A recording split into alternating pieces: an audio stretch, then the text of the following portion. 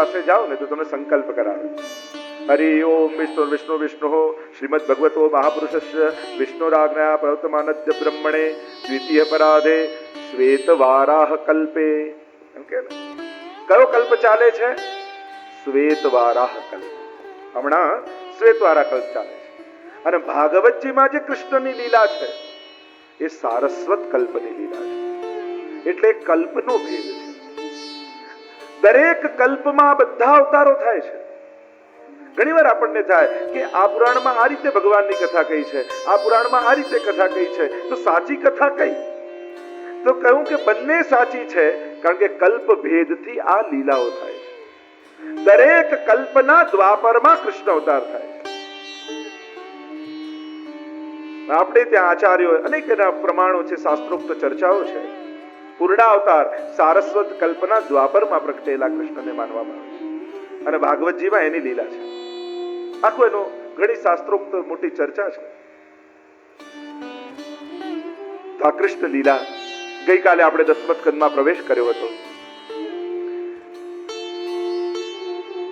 પરીક્ષિત મહારાજ સુખદેવજીના ચરણોમાં બેસી અનેક પ્રકારના પ્રશ્નો કર્યા. કથામાં એટલો રસ લાગ્યો છે કે પરીક્ષિત મહારાજ બોલ્યા,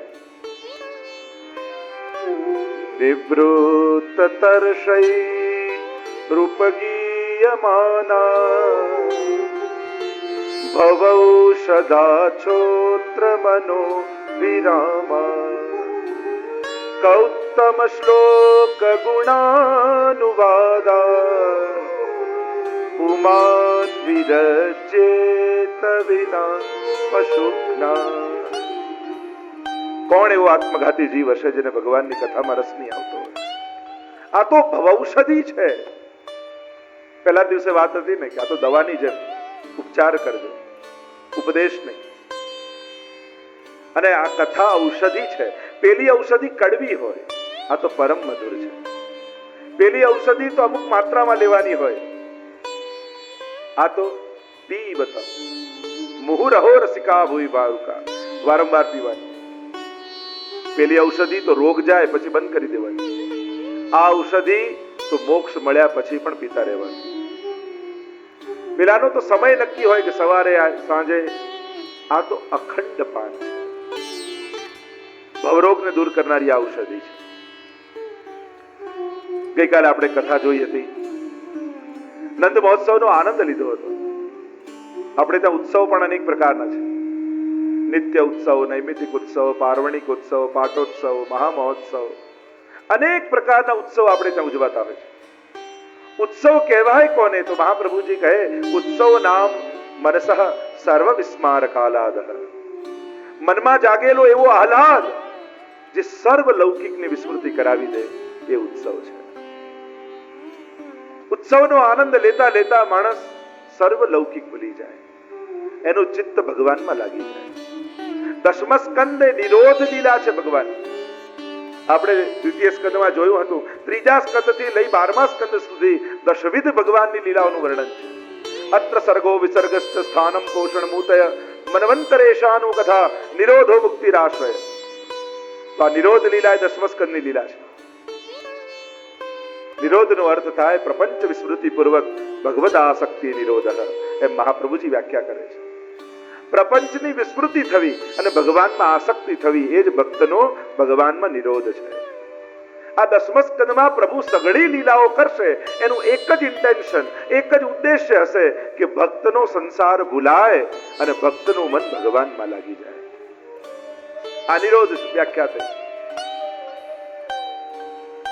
ભાગવત ના 10મા સ્કંદનું શ્રવણ કરતા કરતા ધીમે ધીમે પ્રપંચ ભૂલાશે. પ્રપંચ એટલે અહમતા ને મમતા. મેં અરુ મોર તોર તે માયા. આજ માયા છે, હું અને મારું. અને આપણે જેવું કહીએ ભગવાન એવું જ કરે. આપણે કહીએ મારું મારું મારું તો ભગવાન કે તને મારું. અને આપણે કહીએ તારું તારું તારું તો ભગવાન કે તને ભવસાગર તારું. તમે જેવું પ્રભુને કહો એવું કરે. આજ માયા છે, હું ને મારું. ભગવત કથા શ્રવણ કરતા કરતા અહંકાર ઓગળવા લાગે. જો આપણા હૃદયમાં ભક્તિ પ્રગટ થઈ એમ ખબર કેમ પડે કે મારી અંદર ભાવ જાગી રહ્યો છે? આ જ પ્રશ્ન એકવાર વિવેકાનંદે પરમહંસને પૂછ્યો હતો. કે મારા હૃદયમાં ભક્તિનો ઉદય થયો એમ જાણું કઈ રીતે? તો કે 3 વસ્તુ ઘટે તો માનજો ભાવ વધ્યો, એક અહંકાર ઘટે તો માનજો ભક્તિ વધી રહી છે, બીજું અપેક્ષા ઘટે તો માનજો ભક્તિ વધી રહી છે, અને ત્રીજું અધિકાર વૃત્તિ ઘટે તો માનજો ભક્તિ વધી રહી છે. આ 3 વસ્તુ જીવનમાં ઘટવા લાગે तो मानજો भक्ति वधी रही है.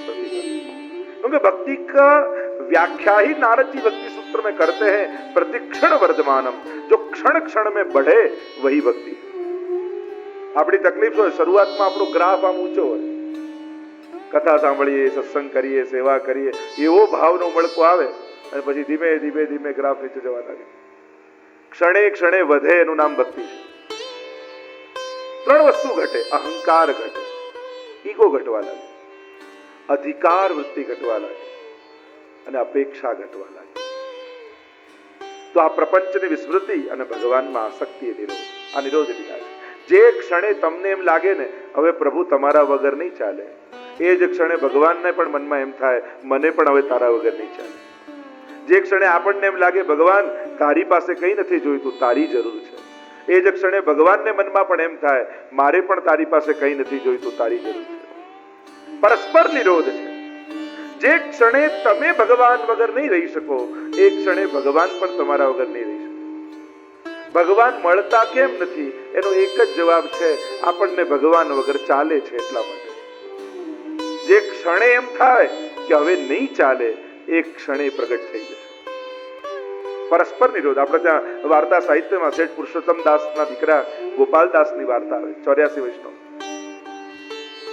એવા સેવામય જીવન જીવે, આખો દિવસ પ્રભુની સેવા કરે ને થાકીને મંદિરના ઉમરા પર માથું રાખીને સૂઈ જાય, પણ પ્રભુ વગર એક ક્ષણ ન રહી શકે. એટલે અડધી રાતના ઊભા થઈને પુકાર કરે, હે પ્રભુ, હે મદન મોહનલાલ. અને અંદરથી ઠાકોરજી અવાજ કરે, હા શું છે ગોપાલદાસ? ગોપાલદાસ કે પ્રભુ મને તો બોલવાની આદત પડી ગઈ છે, આપ અડધી રાતના કેમ જાગો છો? ત્યારે ઠાકોરજી કે મને પણ જવાબ આપવાની આદત પડી ગઈ છે. તને જેમ મારા વગર નથી ચાલતું એમ મને પણ તારા વગર નથી ચાલતું. ભગવાનમાં પણ તાકાત નથી કે ભક્તના હૃદયમાંથી ભાગી શકે. સુરદાસજીનો પ્રસંગ આવે છે ને કે પેલું અડધી રાતના સત્સંગમાંથી જતા હતા અને ખુલ્લો કૂવો ત્યાં સામે હતો અને એ તરફ જઈ રહ્યા હતા, પડવાની તૈયારી, 5 ડગલા દૂર છે અને શ્રીનાથજી બાબાને થયું કે મારા ભક્તનું પતન હું કેમ થવા દઉં. દોડતા આવ્યા અને સુરદાસની લાકડી પકડી લીધી, રસ્તો વાળી દીધો. હવે આગળનો છેડો સુરદાસજી પકડ્યો, એક છેડો સુરદાસજી ને આગળનો છેડો ઠાકોરજી. સુરદાસજીને થયું કે અડધી રાતના પ્રભુ સિવાય બીજું કોઈ ન હોય, આજે મોકો મળ્યો છે, લાવ પ્રભુનો હાથ પકડી લો. એટલે લાકડીમાં ધીમે ધીમે ધીમે ધીમે હાથ આગળ વધારતા જ્યાં પ્રભુનો હાથ પકડ્યો અને પ્રભુ હાથ છોડાવીને ભાગ્યા. અને સુરદાસજીએ કહ્યું, ભૈયા છુડાએ જાત હો નિર્બલ જાની મોહે, અગર હૃદય છુડા કે ભાગ શકો તો મરદ બખાઉં તો. તમે સાચા મરદ હો ને તો મારા હૃદયમાંથી ભાગીને બતાવો. પણ પ્રભુમાં એ તાકાત નથી કે ભક્તના હૃદયમાંથી ભાગી શકે. આ નિરોધ લીલા છે. અહીંયા ભગવાન સર્વ ભક્તોને પ્રપંચની, સંસારની વિસ્મૃતિ કરાવશે, સ્વયંમાં આસક્તિ કરાવશે. નંદ મહોત્સવનો કાલે જે આપણે આનંદ લીધો, ઘણા લોકો કે આ નંદ મહોત્સવમાં ઉછાળો છો કેમ, હાથમાં આપતા હો? કારણ કે આ અવતાર જ કૃપા લૂંટાવનારો છે, વાંટનારો નથી. કારણ કે વાંટવાનું હોય ને તો વાંટનારા પર હોય કે કોને કેટલું આપવું, અને લૂંટાવવા બેઠા હોય તો લૂંટનાર પર છે કે કેટલું લૂંટી લેવું. અને આ તો કૃપા લૂંટાવવા આવ્યા છે, વાંટવા નથી આવ્યા. કારણ કે જયારે ઠાકોરજીના પ્રાગટ્યના સમાચાર સાંભળ્યા ત્યારે વ્રજવાસીઓના હૃદયમાં એવો આનંદ ઉમડ્યો કે દરેકને એમ થયું કે હું કંઈક આપું. તો ગોકુલમાં બધા આપનારા જ હતા, લેનારું કોઈ હતું નહીં, એટલે ઉછાળવા લાગ્યા. એવો આનંદ, કારણ કે હૃદયમાં આનંદ ઉમડે ને ત્યારે માણસને આપવાની ઈચ્છા થાય. જો સુખની ઈચ્છા જાગે મનમાં તો લેવાની ને પામવાની ઈચ્છા થાય. આનંદનો ભાવ જાગે ત્યારે આપવાનો ને લૂંટાવાનો ભાવ આવે. આ ફરક છે સુખ અને આનંદનો. જ્યારે તમારા હૃદયમાં આનંદની ભાવના જાગે છે ત્યારે આપવાની વૃત્તિ આવે છે. હું આપીને આનંદ માણું. અને સુખની વૃત્તિ આવે છે ત્યારે એવું થાય છે કે લઈને સુખ પામું. કૃષ્ણ એટલે સાક્ષાત આનંદ. નંદ ઘેર આનંદ ભયો. વેદમાં રહેલો એ આનંદ માત્ર કરપાદ મુખો ધરાદી એ બ્રહ્મ નંદ બાબાને ત્યાં પ્રગટ થયો આનંદ રૂપે. અને જ્યાં સમાચાર ગોકુલમાં પહોંચ્યા ચારે બાજુ આનંદ છવાઈ ગયો. 18 શ્લોકમાં નંદ મહોત્સવનું વર્ણન ભાગવતજીમાં છે. આચાર્યો તો કહે માનો ભાગવતજીના 18,000 શ્લોકોનો આનંદ આ 18 શ્લોકોમાં વર્ણિત કરી દીધો.